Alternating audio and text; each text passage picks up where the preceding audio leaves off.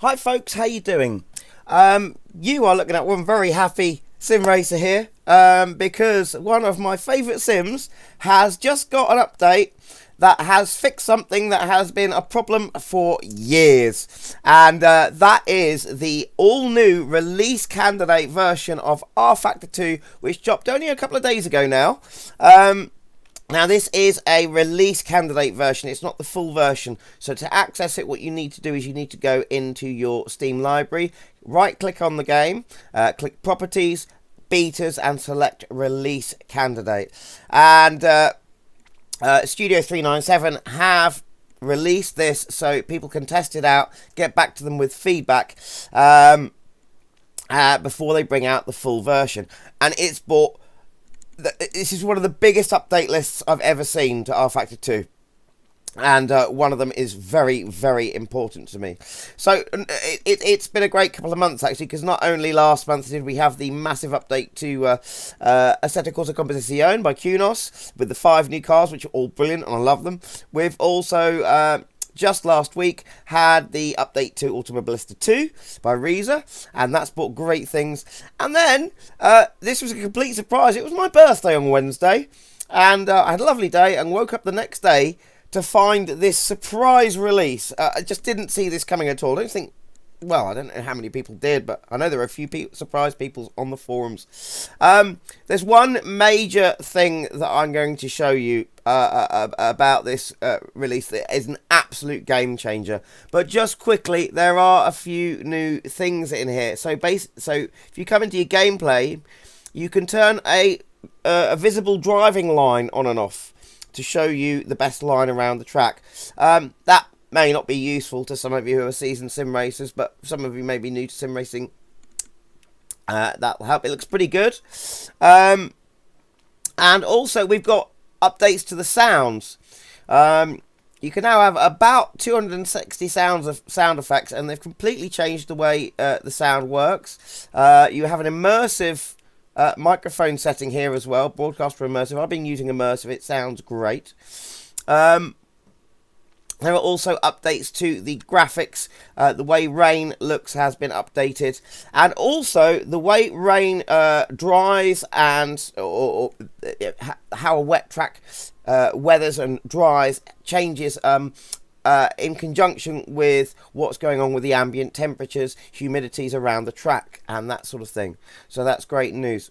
To show you this major feature, though, what I'm going to do is I'm going to jump into single player here, and this is an absolute game changer for me. This will mean that I will now buy the tracks and cars that I have not bought because I simply couldn't do these things before this version, but I can now. And that is, by the way, that you can now have wet racing with the AI, because they now know what tyres to choose.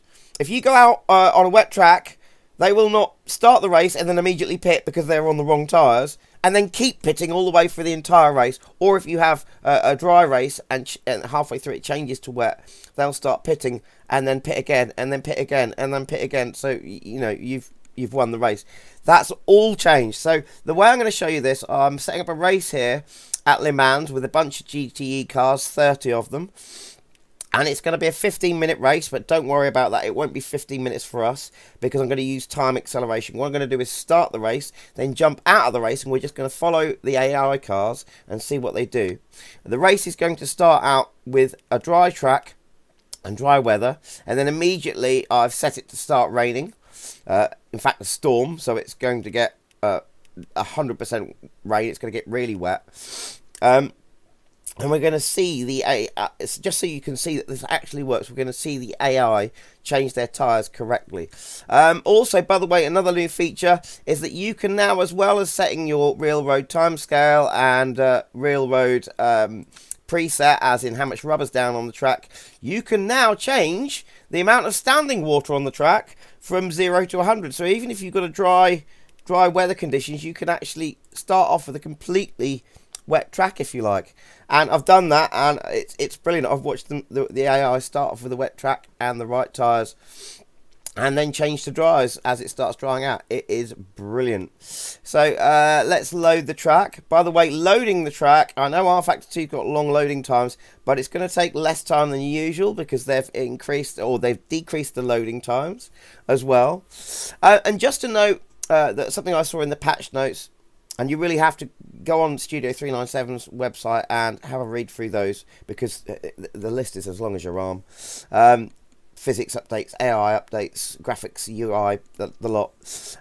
There was a note in there under physics.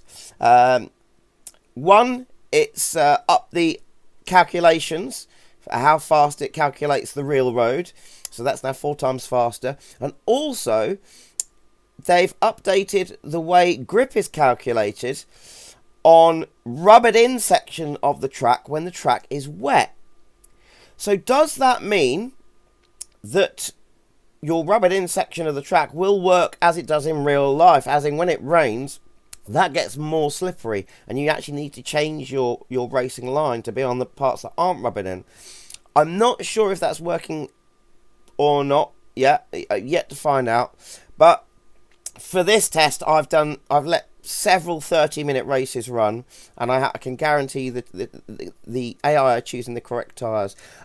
If you have a multi-class race, that's not quite working just yet. It seems I did see a few instances of faster cars when they're going in for when they're thinking about pitting on their in lap before their pit, they would overtake slower cars, but that was only on corners. On straights, they're still getting stuck behind slower cars, so that's yet to be sorted, I think. Just a couple of things, a couple of not so good points. So with the new sound, if you come in here, the new sounds are great, but a lot of people on the forums have been complaining that your opponent volume slider has disappeared. So there is no way to change the volume between the other cars on track and yours, and the other cars, in some cars, are quite loud in your cockpit. I think a lot of people would like that back.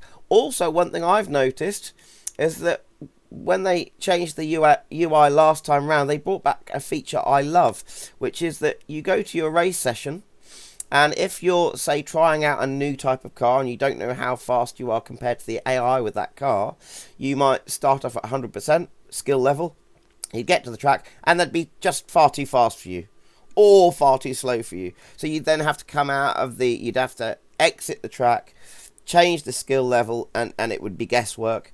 And then jump back in, reload the track, wait for that to happen, and hope that they're at the right skill level. And if not, you'd have to do it again. But with the last UI version, you could actually go to your settings whilst on track and come here to gameplay, and your skill level would be in here. You could change that, and as soon as you change the skill level, if you then restarted the session, so you didn't leave the track, you just restarted the session, they would then be at a different skill level, and you'd easily be able to match them to you. That's gone. Could we please have that back? Because it's one of the best features, I think. Anyway, let's get this show on the road.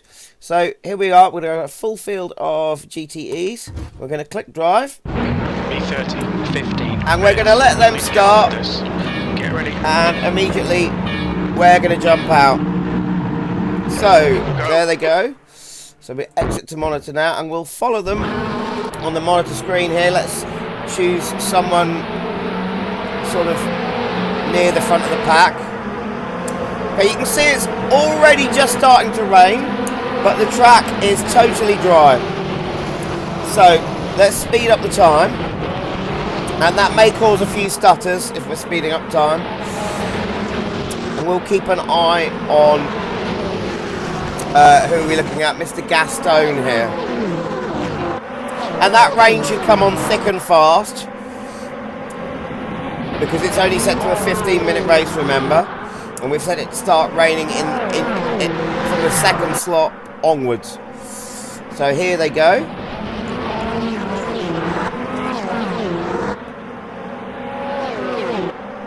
And I've got to say also, the wet weather is looking absolutely fantastic as well. They've updated the way that looks, and it really is looking brilliant. They've changed things with particle levels, all sorts. Like I said, the list is as long as your arm.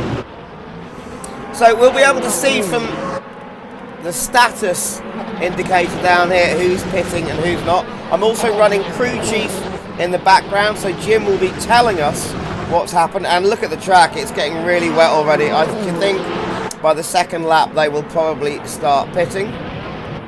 The leader, Robert, is pitting. Ah, and there you go! So let's just slow down the time to normal time.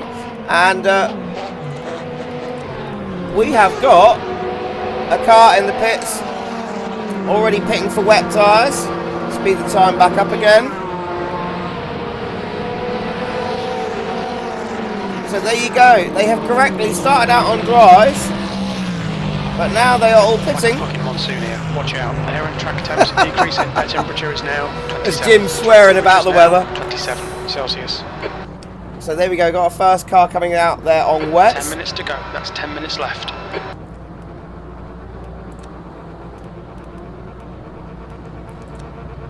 All cars in the pits there. Out they come. And let's speed that up.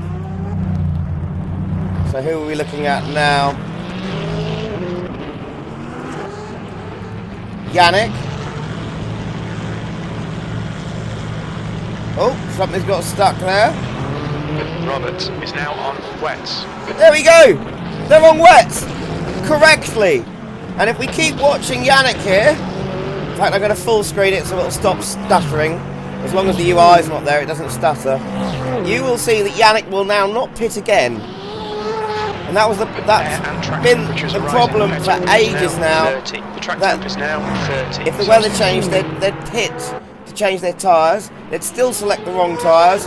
They'd pit again, and they'd pit again, and they'd pit again. By that time, of course, you've pitted, and you're in first position. There's just no point in having a race. And look at that weather. That looked absolutely fantastic.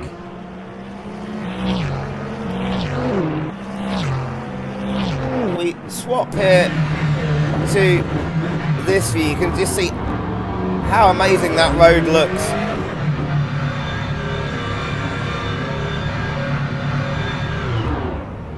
Absolutely fantastic.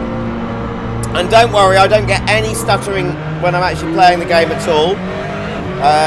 This is just because we're using sped up time. Pitting now.